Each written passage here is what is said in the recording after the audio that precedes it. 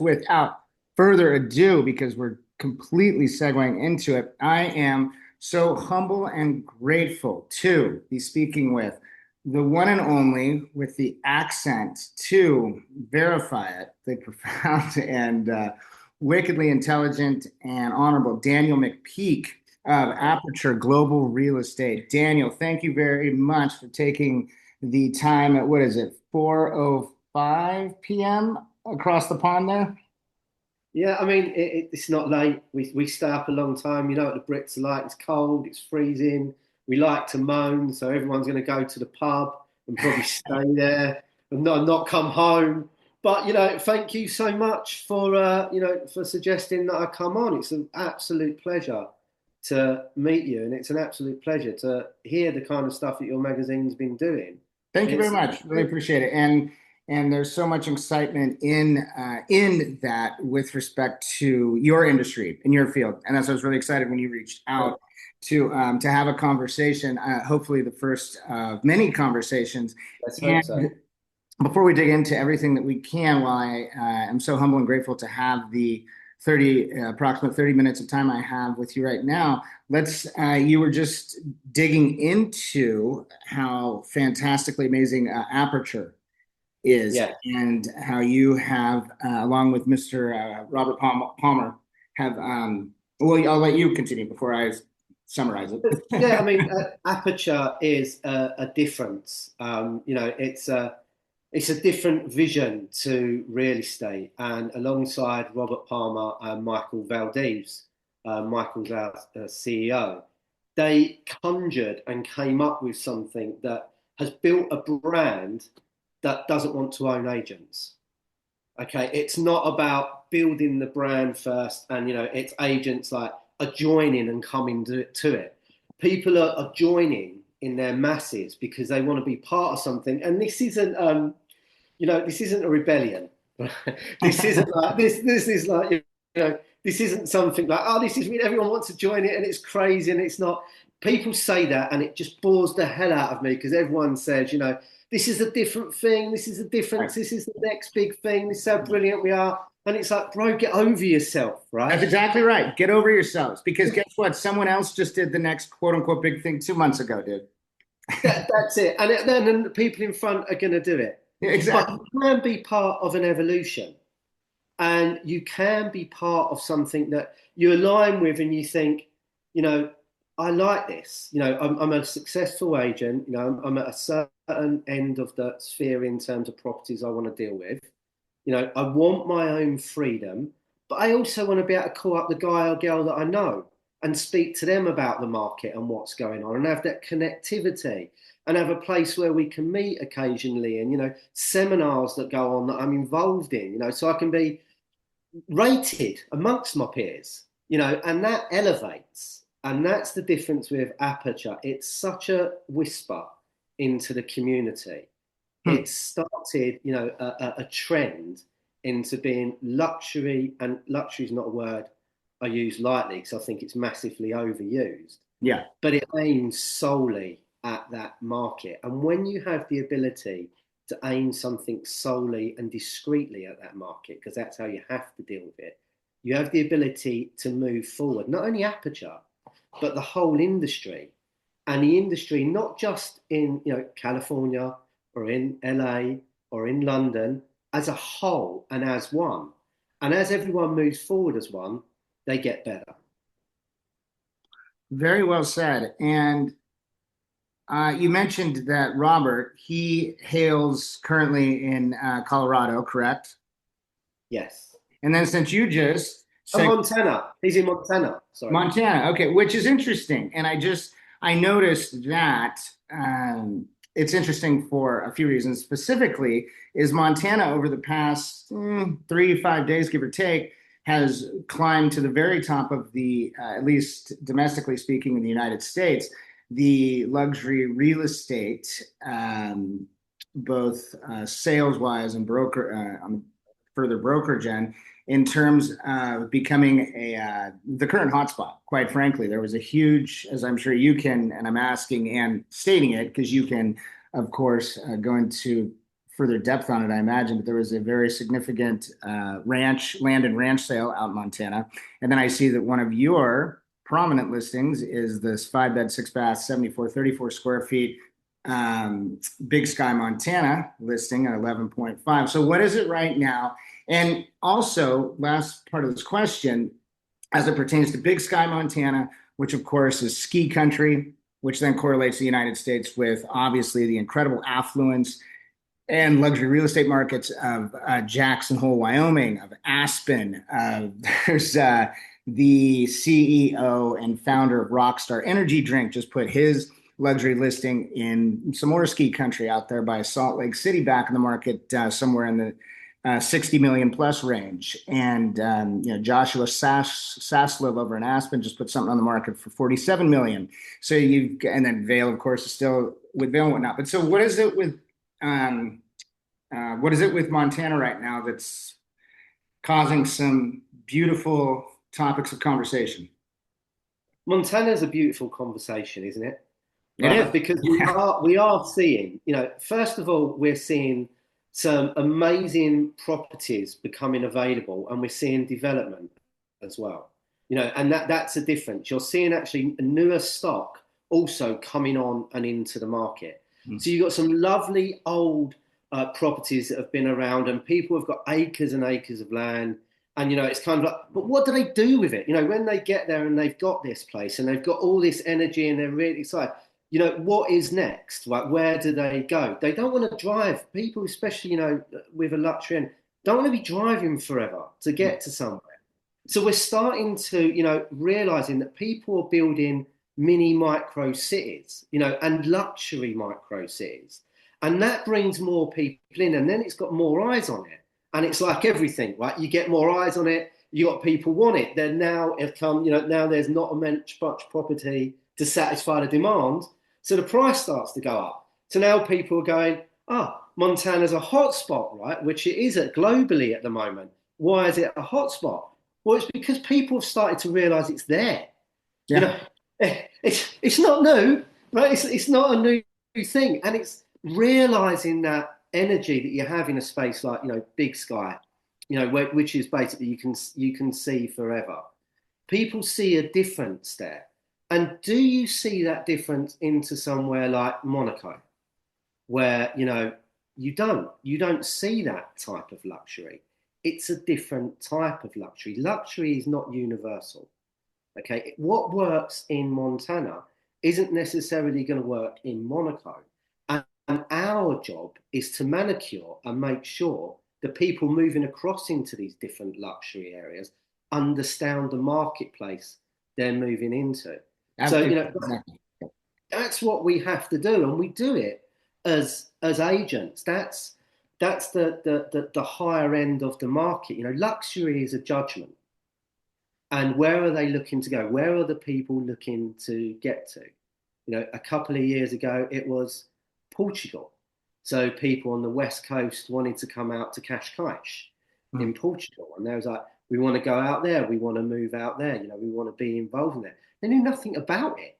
They just thought someone had said, this is great. We've got this amazing space.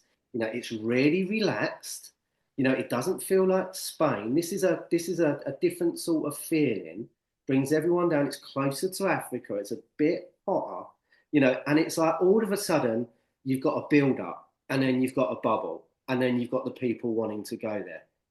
Our job is to maintain the energy level inside it. And that's why, I'm stoked about Montana. I heard, that Miami is having another rebirth, and everyone's saying we should get out there again and do more out there.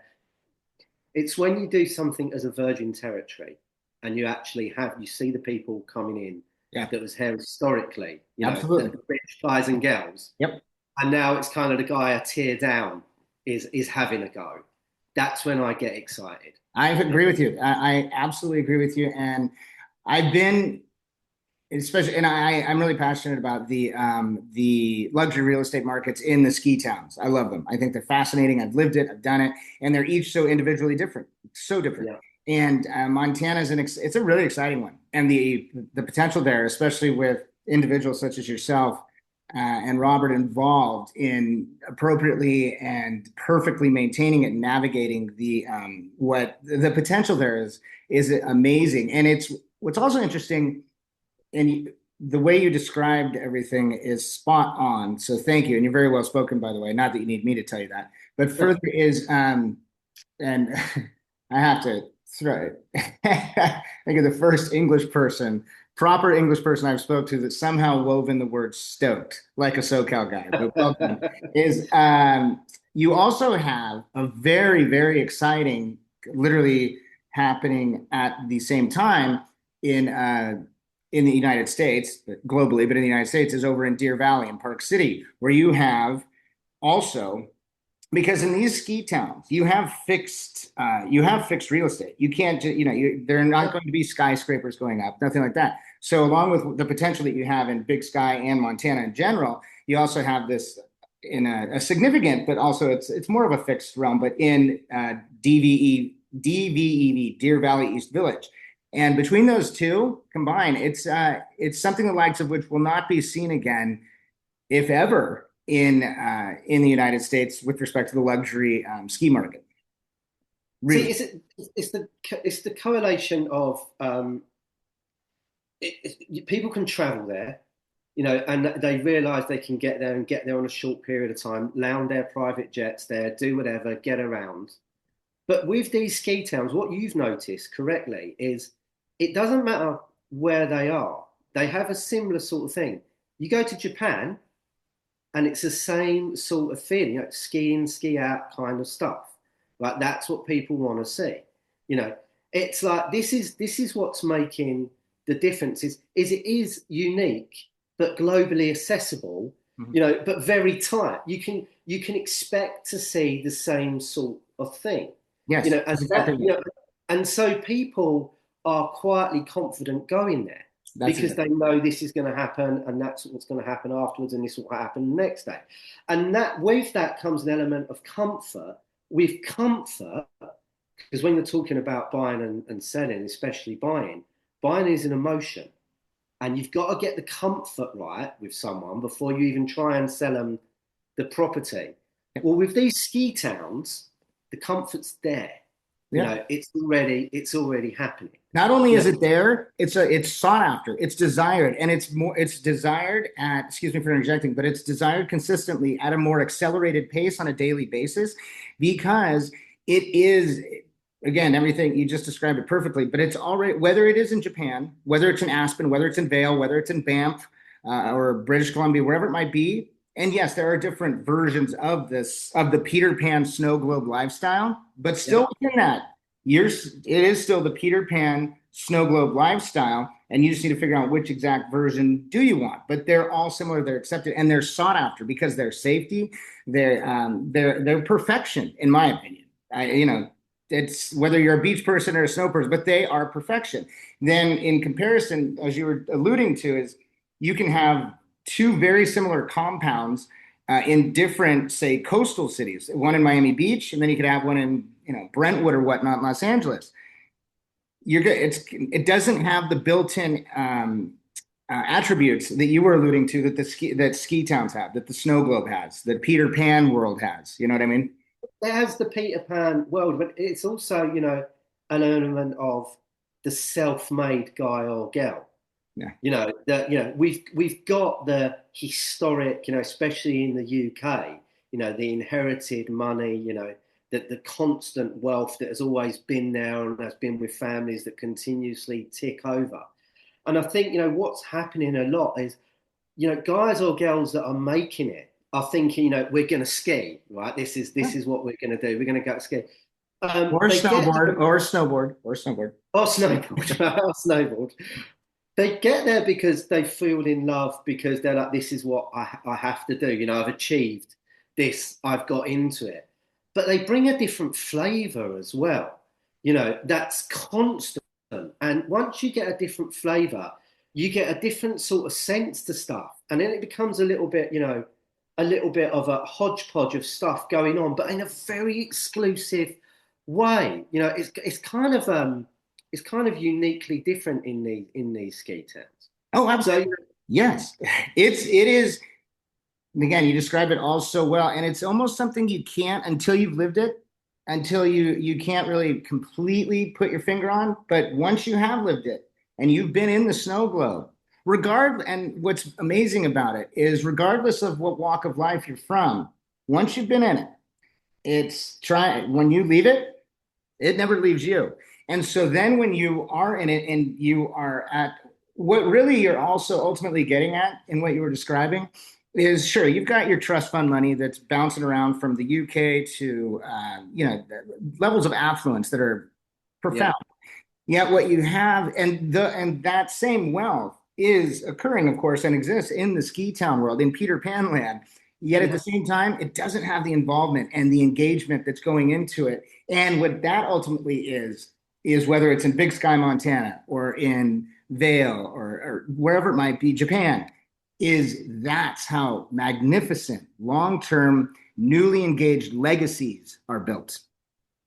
That's where you get the young guy or girl that's got the money, has made it, and has got entrepreneurial and adds value to the locations.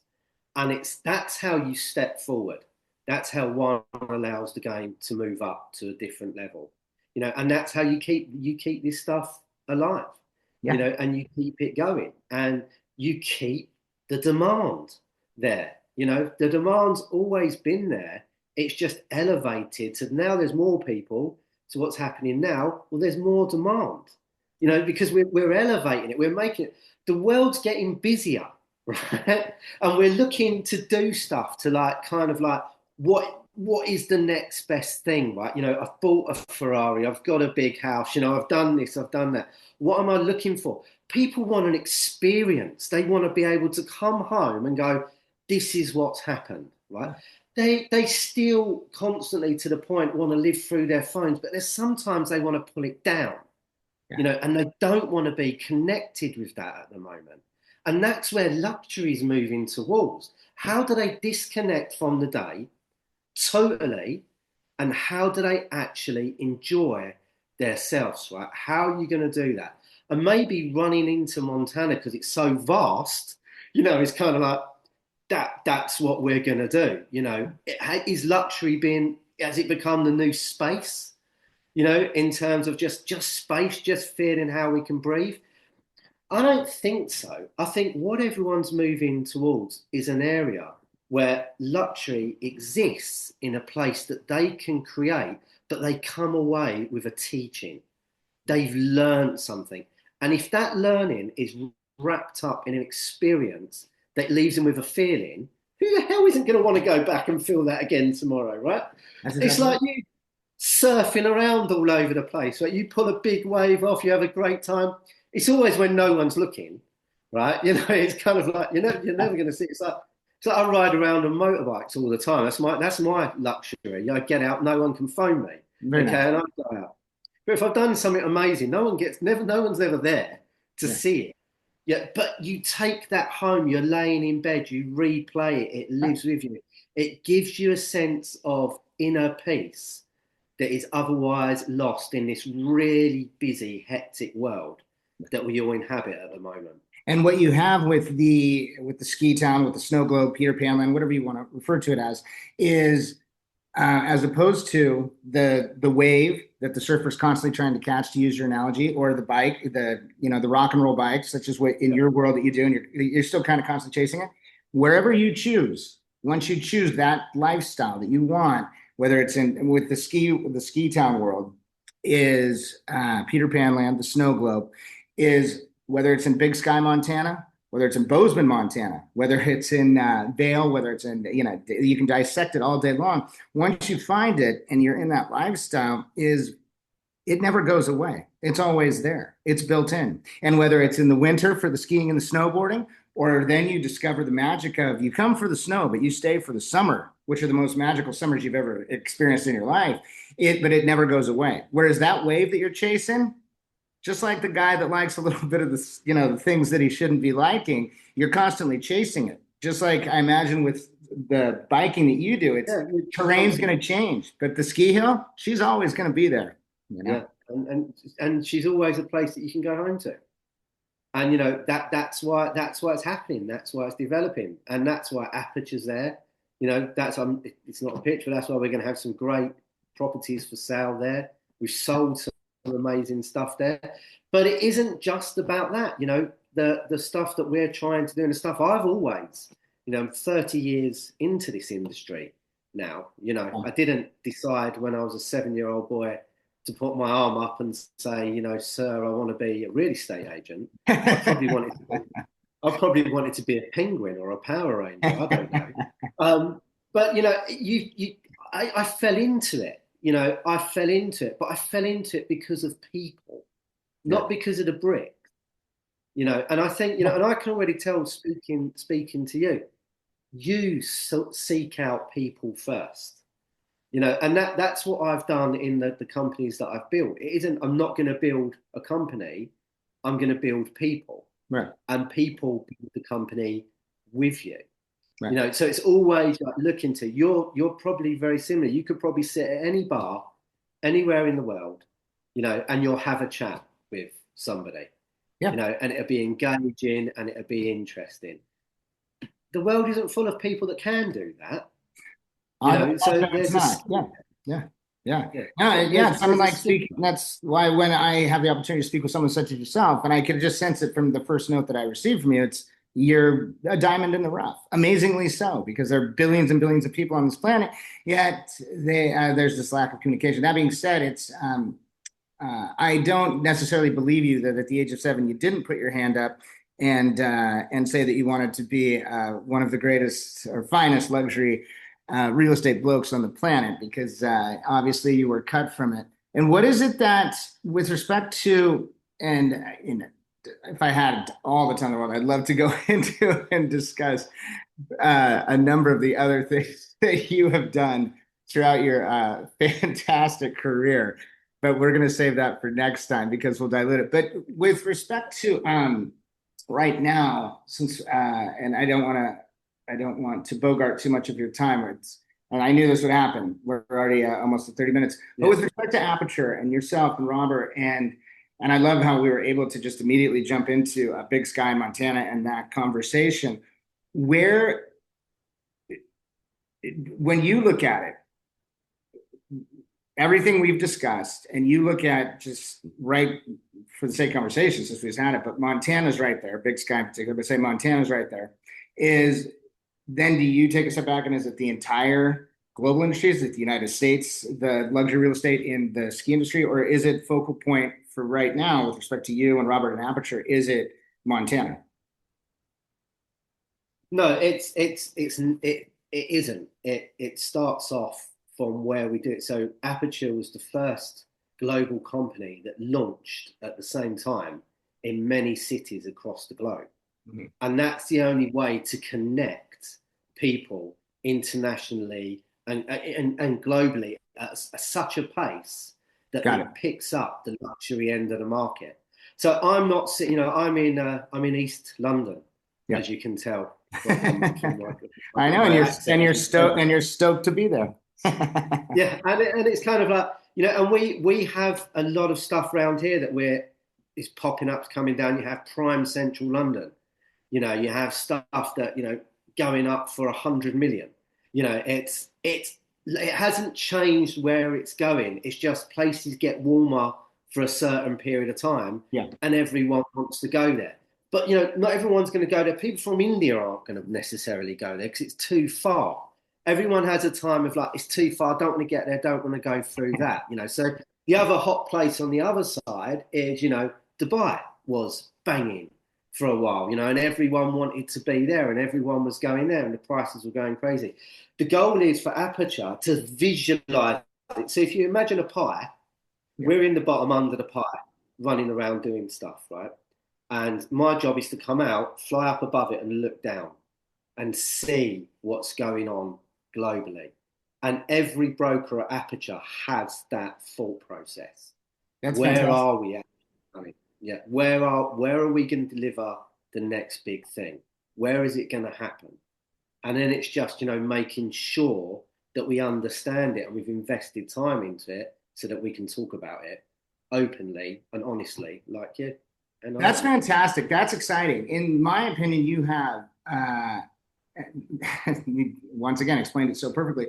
You are in a position that, and obviously, I'm very fortunate to work with and speak with and learn from in these conversations some of the most fantastic luxury realtors and brokers alike on the planet, whether it's, Nina in Turks and Caicos or Jeff in, Breckenridge or wherever my Cindy in Los Angeles.